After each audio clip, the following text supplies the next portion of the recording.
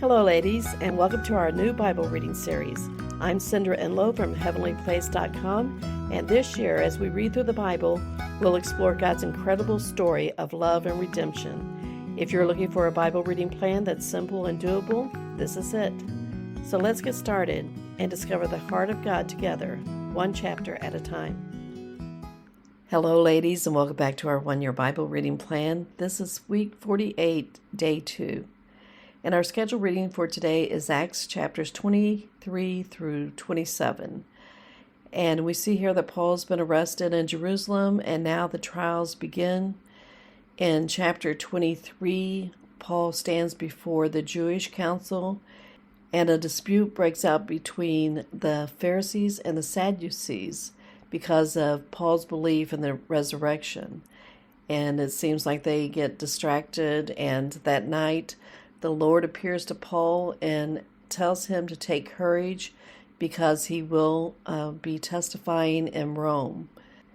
And then we see there's just a series of legal hearings for Paul, and he's moved secretly to Caesarea to protect him from a plot to kill him. And he speaks before Governor Felix and before Festus and later King Agrippa. And each time Paul shares the gospel and his personal story of how Jesus changed his life on the road to Damascus. In chapter 27, Paul is on a ship that's headed toward Rome when a violent storm hits. And the storm lasts for days and things look hopeless, but Paul encourages everyone to stay strong, and he assures them that God told him that no lives would be lost. So even in chains, Paul is the one bringing peace and hope to others. And here's where we see the heart of God. We see that God is always faithful to his word. He protects and provides and gives courage when everything around us is uncertain. Even in the storm, God is in control. Okay, ladies, let's get started on our reading today. Acts chapters 23 through 27. The Acts of the Apostles. Chapter 23. And Paul, looking fixedly at the Sanhedrin, said, My brothers, my life has been upright before God till this day. And the high priest, Ananias, gave orders to those who were near him to give him a blow on the mouth. Then Paul said to him, God will give blows to you, you whitewashed wall. Are you here to be my judge by law, and by your orders am I given blows against the law? And those who were near said, Do you say such words against God's high priest? And Paul said, Brother, I had no idea that he was the high priest, for it has been said, You may not say evil about the ruler of your people. But when Paul saw that half of them were Sadducees and the rest Pharisees, he said in the Sanhedrin, Brothers, I am a Pharisee, and the son of Pharisees. I am here to be judged on the question of the hope of the coming back from the dead. And when he had said this, there was an argument between the Pharisees and the Sadducees, and a division in the meeting. For the Sadducees say that there is no coming back from the dead, and no angels or spirits, but the Pharisees have belief in all these. And there was a great outcry, and some of the scribes on the side of the Pharisees got up and took part in the discussion, saying, We see no evil in this man. What if he has had a revelation from an angel or a spirit? And when the argument became very violent, the chief captain, fearing that Paul would be pulled in two by them, gave orders to the armed men to take him by force from among them, and take him into the army building. And the night after, the Lord came to his side and said, Be of good heart, for as you have been witnessing for me in Jerusalem, so will you be my witness in Rome. And when it was day, the Jews came together and put themselves under an oath that they would take no food or drink till they had put Paul to death. And more than 40 of them took this oath. And they came to the chief priests and the rulers and said, We have taken a great oath to take no food till we have put Paul to death. So now, will you and the Sanhedrin make a request to the military authorities to have him sent down to you, as if you were desiring to go into the business in greater detail, and we, before ever he gets to you, will be waiting to put him to death. But Paul's sister's son had word of their design, and he came into the army building and gave news of it to Paul. And Paul sent for a captain and said, "Take this young man to your chief, for he has news for him." So he took him to the chief captain and said, "Paul, the prisoner, made a request to me to take this young man to you, for he has something to say to you." And the chief took him by the hand and, going on one side, said to him privately, "What is it you have to say to me?" And he said, "The Jews are in agreement together to make a request to you for Paul to be taken, on the day after this, into the Sanhedrin, to be questioned in greater detail. But do not give way to them, for more than 40 of them are waiting for him, having taken an oath not to take food or drink till they have put him to death, and now they are ready, waiting for your order." So the chief captain let the young man go, saying to him, "Do not say to anyone that you have given me word of these things." And he sent for 2 captains and said, "Make ready 200 men, with 70 horsemen and 200 spearmen, to go to Caesarea, at the 3rd hour of the night, and get beasts so that they may put Paul on them, and take him safely to Felix, the ruler." And he sent a letter in these words: "Claudius Lysias, to the most noble ruler, Felix, peace be with you. This man was taken by the Jews, and was about to be put to death by them, when I came on them with the army and took him out of danger, having knowledge that he was a Roman. And, desiring to get at the reason for their attack on him, I took him down to their Sanhedrin. Then it became clear to me that it was a question of their law, and that nothing was said against him which might be a reason for prison or death. And when news was given to me that a secret design was being made against the man, I sent him straight away to you, giving orders to those who were against him to make their statements before you." So the armed men, as they were ordered, took Paul and came by night to Antipatris. But on the day after, they sent the horsemen on with him, and went back to their place. And they, when they came to Caesarea, gave the letter to the ruler, and took Paul before him. And after reading it, he said, "What part of the country do you come from?" And, hearing that he was from Cilicia, "I will give hearing to your cause," he said, "when those who are against you have come."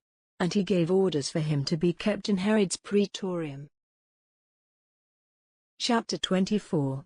And after 5 days, the high priest, Ananias, came with certain of the rulers, and an expert talker, one Tertullus, and they made a statement to Felix against Paul.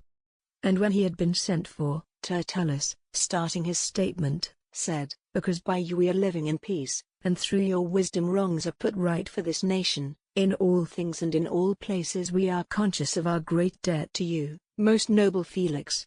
But, so that I may not make you tired, I make a request to you of your mercy, to give hearing to a short statement. For this man, in our opinion, is a cause of trouble, a maker of attacks on the government among Jews through all the empire, and a chief mover in the society of the Nazarenes, who, in addition, was attempting to make the temple unclean, whom we took, and from whom you will be able, by questioning him yourself, to get knowledge of all the things which we say against him." And the Jews were in agreement with his statement, saying that these things were so. Then when the ruler had given him a sign to make his answer, Paul said, "Because I have knowledge that you have been a judge over this nation for a number of years, I am glad to make my answer, seeing that you are able to make certain of the fact that it is not more than 12 days from the time when I came up to Jerusalem for worship, and they have not seen me in argument with any man in the temple, or working up the feelings of the people, in the synagogues or in the town, and they are not able to give facts in support of the things which they say against me now. But this I will say openly to you, that I do give worship to the God of our fathers after that way, which to them is not the true religion, but I have belief in all the things which are in the law and in the books of the prophets, hoping in God for that which they themselves are looking for, that there will be a coming back from the dead for upright men and wrongdoers. And in this, I do my best at all times to have no reason for shame before God or men. Now after a number of years I came to give help and offerings to my nation, and having been made clean, I was in the temple, but not with a great number of people, and not with noise. But there were certain Jews from Asia, and it would have been better if they had come here to make a statement, if they have anything against me. Or let these men here present say what wrongdoing was seen in me when I was before the Sanhedrin. But only this one thing which I said among them in a loud voice, I am this day being judged on the question of the coming back from the dead." But Felix, who had a more detailed knowledge of the way, put them off, saying, "When Lysias, the chief captain, comes down, I will give attention to your business." And he gave orders to the captain to keep Paul under his control, and to let him have everything he had need of, and not to keep his friends from coming to see him. But after some days, Felix came with Drusilla his wife, who was of the Jews by birth, and sent for Paul, and gave hearing to him about faith in Christ Jesus. And while he was talking about righteousness and self-control and the judging which was to come, Felix had great fear and said, "Go away for the present, and when the right time comes I will send for you." For he was hoping that Paul would give him money, so he sent for him more frequently and had talk with him. But after 2 years Porcius Festus took the place of Felix, who, desiring to have the approval of the Jews, kept Paul in chains. Chapter 25. So Festus, having come into that part of the country which was under his rule, after 3 days went up to Jerusalem from Caesarea. And the chief priests and the chief men of the Jews made statements against Paul, requesting Festus to give effect to their design against him, and send him to Jerusalem, when they would be waiting to put him to death on the way. But Festus, in answer, said that Paul was being kept in prison at Caesarea, and that in a short time he himself was going there. "So," he said, "let those who have authority among you go with me, and if there is any wrong in the man, let them make a statement against him." And when he had been with them not more than 8 or 10 days, he went down to Caesarea, and on the day after, he took his place on the judge's seat, and sent for Paul. And when he came, the Jews who had come down from Jerusalem came round him, and made all sorts of serious statements against him, which were not supported by the facts. Then Paul, in the answer to them, said, "I have done no wrong against the law of the Jews, or against the temple, or against Caesar." But Festus, desiring to get the approval of the Jews, said to Paul, "Will you go up to Jerusalem, and be judged before me there in connection with these things?"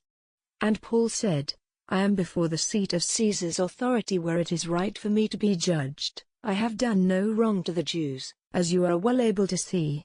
If, then, I am a wrongdoer and there is a cause of death in me, I am ready for death.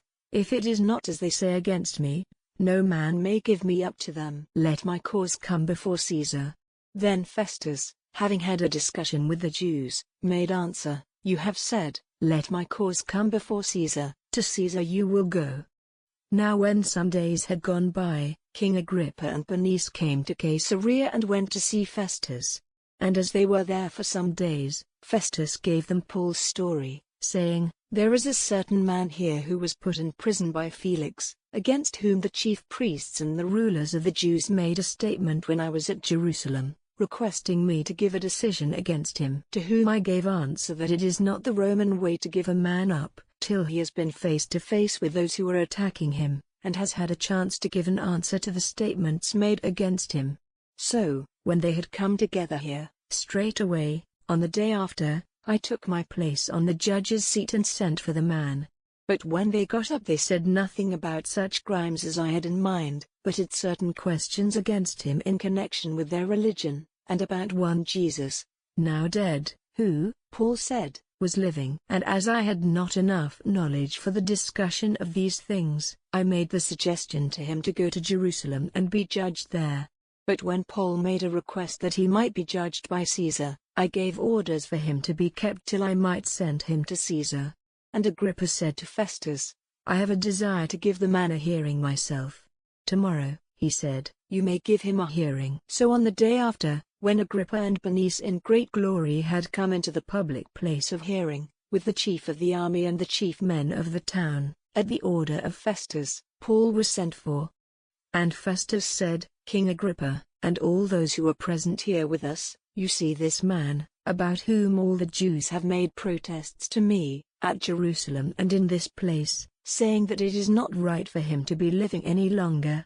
But, in my opinion, there is no cause of death in him, and as he himself has made a request to be judged by Caesar, I have said that I would send him, but I have no certain account of him to send to Caesar. So I have sent for him to come before you, and specially before you, King Agrippa, so that after the business has been gone into, I may have something to put in writing. For it seems to me against reason to send a prisoner without making clear what there is against him. Chapter 26.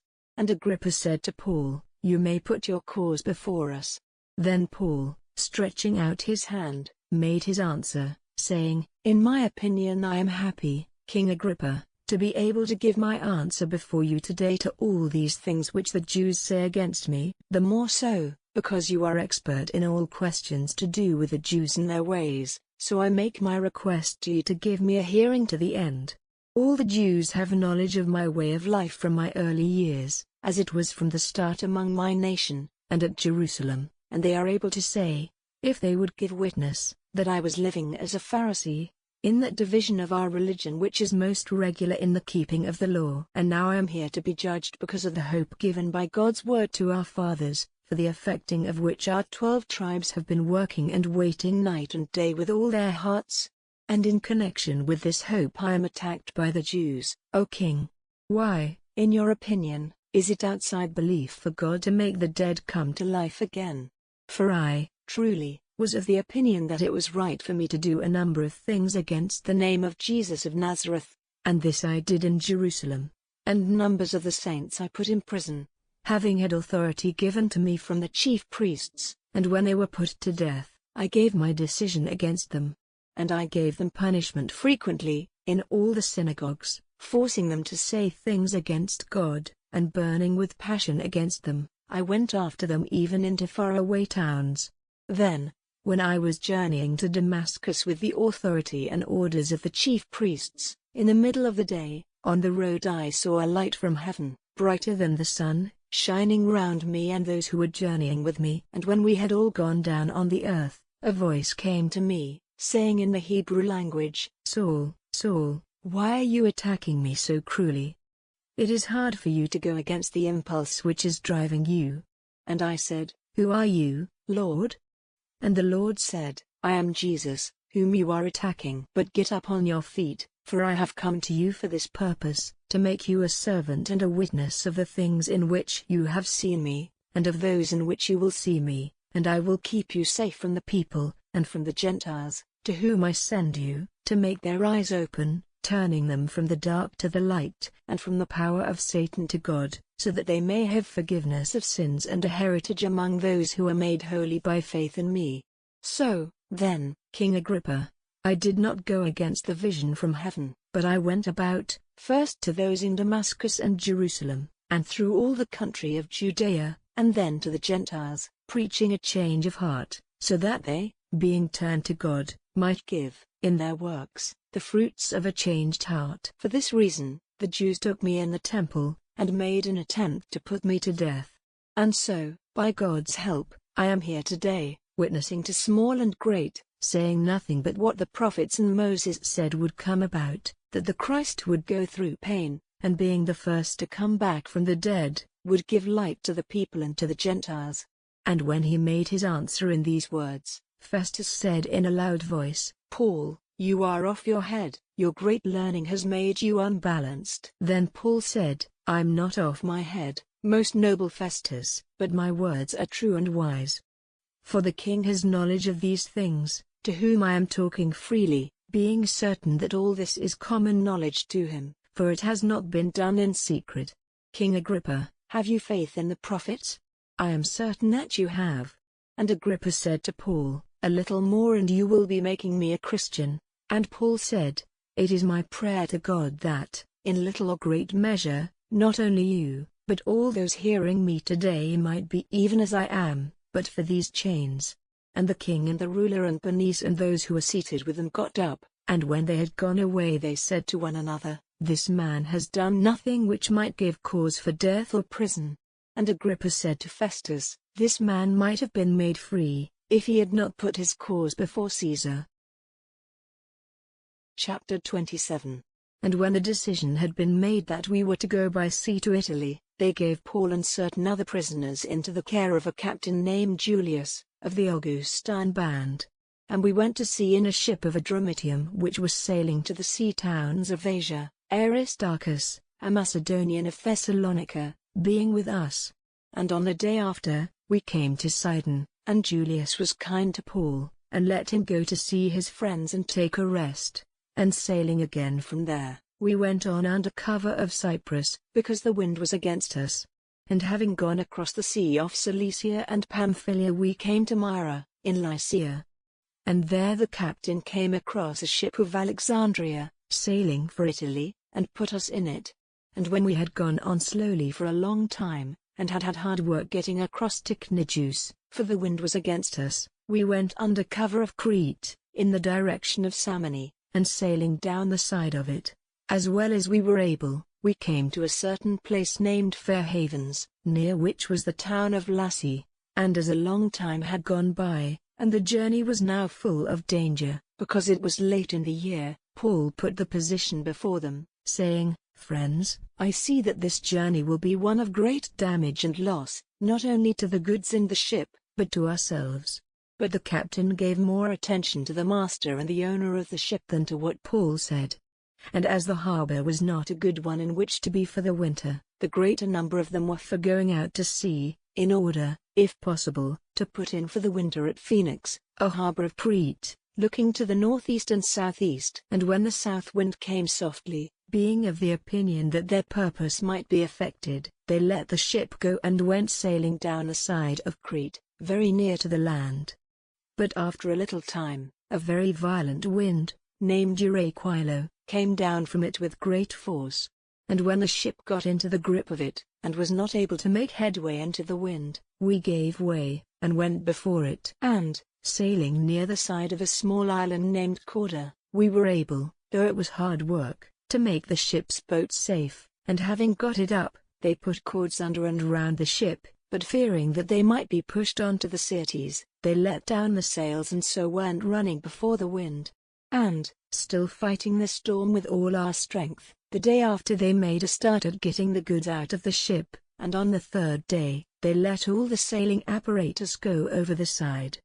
And as we had not seen the sun or stars for a long time, and a great storm was on us, all hope of salvation was gone. And when they had been without food for a long time, Paul got up among them and said, "Friends, it would have been better if you had given attention to me and not gone sailing out from Crete, to undergo this damage and loss. But now, I say to you, be of good heart, for there will be no loss of life, but only of the ship. For this night there came to my side an angel of the God who is my master and whose servant I am, saying, Have no fear, Paul, for you will come before Caesar, and God has given to you all those who are sailing with you. And so, O men, be of good heart, for I have faith in God that it will be as he said to me. But we will be sent on to a certain island." But when the 14th day came, while we were going here and there in the Adriatic Sea, about the middle of the night the sailors had an idea that they were getting near land, and they let down the lead, and saw that the sea was 120 feet deep, and after a little time they did it again and it was 90 feet.